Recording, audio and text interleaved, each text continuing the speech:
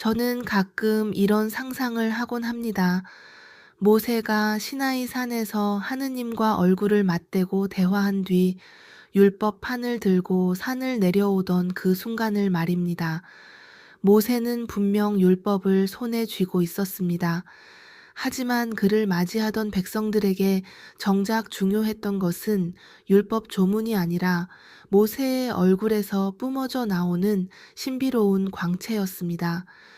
사람들은 모세가 하느님과 대면했다는 사실을 단번에 알 수 있었습니다.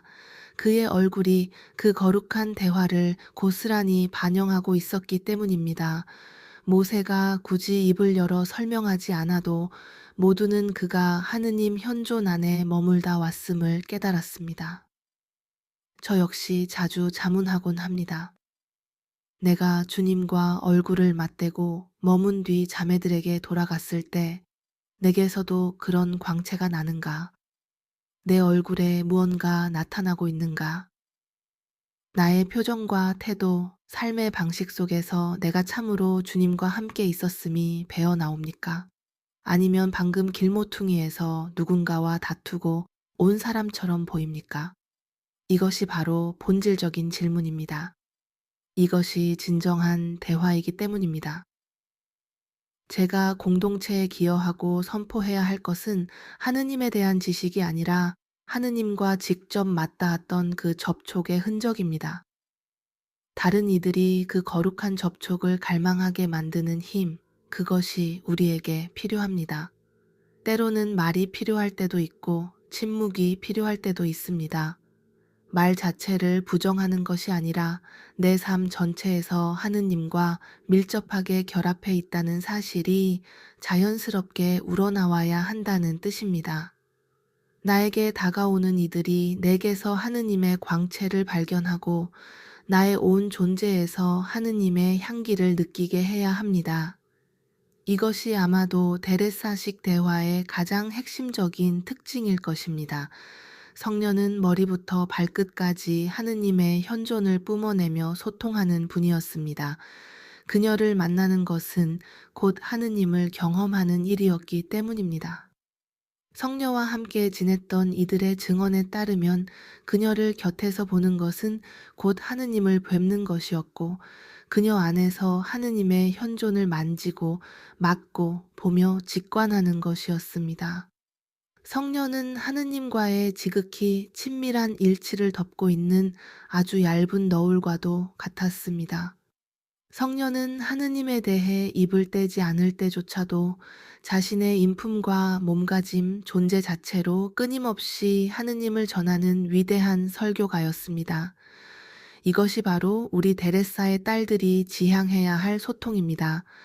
때로는 말을 사용하기도 하지만 무엇보다 우리 존재 자체로 하느님을 드러내야 합니다. 이러한 태도는 서로를 깊이 이해하게 하며 공동체를 매일 더 하나로 묶어주는 거룩한 분위기를 만듭니다. 성령께서는 우리가 이런 언어를 가급적 빨리 배워야 한다고 완덕의 길 20장에서 강조하십니다. 세상 사람들은 우리 공동체의 언어를 낯설어 할지도 모릅니다. 하지만 성령은 그것을 걱정하지 말라고 하십니다. 우리는 때로 세상이 우리를 이해하지 못할까봐 지나치게 전전긍긍하곤 합니다. 그러나 성령은 그것이 그리 중요하지 않다고 단언하십니다. 세상이 우리와 소통하길 원할 때 우리가 취해야 할 태도를 성령은 이렇게 명확히 밝히십니다. 내 딸들아, 너희의 행실은 곧 기도여야 한다. 이것이 너희의 행실이고 언어다. 누구든지 너희와 대화하기를 원하는 자가 있다면 그들에게서 우리의 언어를 배우게 하라. 만약 그들이 배우려 하지 않는다면 억지로 맞추려 하지 마라. 그것은 지옥과 같을 것이다. 그들이 너희를 무례하다고 여겨도 괜찮고 위선적이라고 오해해도 어쩔 수 없다. 만약 너희와 대화하는 자들이 너희의 말에서 진정 배우기를 원한다면 그 가르침이 얼마나 큰 유익을 주는지 정성껏 이야기해 주어라. 이 일에 지치지 말고 경건함과 사랑과 기도로 전하여 그들에게 영적 유익이 되게 하라. 그리하여 그들이 진정한 스승이신 주님을 찾아 나서게 하라. 결국 타인들이 우리의 삶과 대화법을 동경하게 만드는 것이 핵심입니다. 우리의 삶 그 자체로 가르쳐야 합니다. 그들이 이해하지 못한다면 그것은 그들의 불행일 뿐 우리가 흔들릴 일이 아닙니다. 중요한 것은 그들이 우리의 언어를 배우는 것이지 우리가 세상의 언어에 물드는 것이 아닙니다. 우리의 언어는 결국 복음의 언어이며 그리스도의 언어이기 때문입니다. 우리는 세상을 우리 쪽으로 이끌어 당겨야지 우리가 세상 쪽으로 휩쓸려 가서는 안 됩니다. 결국 사람들은 우리의 언어에 매료될 것입니다. 세상의 언어는 사람을 지치고 공허하게 만들지만 영적인 언어만이 인간의 깊은 갈증을 채워주기 때문입니다. 성녀 데레사는 형제적 대화가 결코 저절로 이루어지는 것이 아니라고 말합니다. 진정한 대화를 위해서는 다음과 같은 구체적인 훈련이 필요합니다.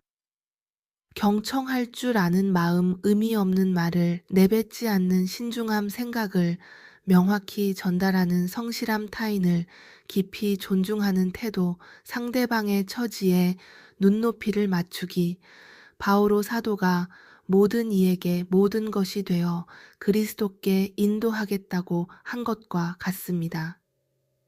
공동체의 모든 일에 참여하기, 공동체에서 고립되지 않아야 친밀한 소통이 가능합니다. 여기에 성령께서 무엇보다 잘하셨던 핵심 비결을 하나 더해야 합니다. 그것은 바로 자연스러움, 기쁨, 그리고 유쾌함입니다. 즉, 유연하고 즐거운 사람이 되도록 노력해야 합니다. 만약 당신이 너무 고리타분하고 지루해서 말할 때마다 깨어있는 사람조차 잠들게 만든다면 그것은 소통이 아니라 수면제일 뿐입니다. 상대의 주의를 끌면서도 존중과 품위를 잃지 않는 능력이 필요합니다.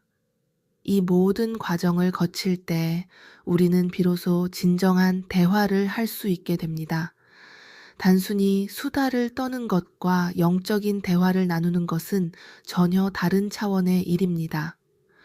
이 모든 가르침을 요약하는 제가 완덕의 길에서 가장 사랑하는 구절을 소개하며 마칩니다. 성녀는 형제적 대화를 할 줄 아는 당신의 딸을 이렇게 묘사합니다. 하느님께 죄가 되지 않는 한 너희가 접하는 모든 이에게 가급적 상냥하게 대하도록 마음을 써라. 그리하여 그들이 너희와의 대화를 즐거워하고 너희의 삶의 방식과 처신을 동경하게 하며 너희의 덕행을 보고 겁을 먹거나 위축되지 않게 하라. 수도자에게 이는 매우 중요하다. 더 거룩한 이일수록 자매들에게 더 친근하게 다가가야 한다. 비록 자매들의 이야기가 너희가 원하는 방향이 아니어서 고통스러울지라도 그들에게 유익을 주고 사랑받기를 원한다면 결코 그들을 멀리하지 마라. 우리가 진정 힘써야 할 것은 우리가 만나는 사람들, 특히 우리 자매들에게 상냥하게 대함으로써 그들을 기쁘고 행복하게 해주는 것이다. 완덕의 길 41장 7절.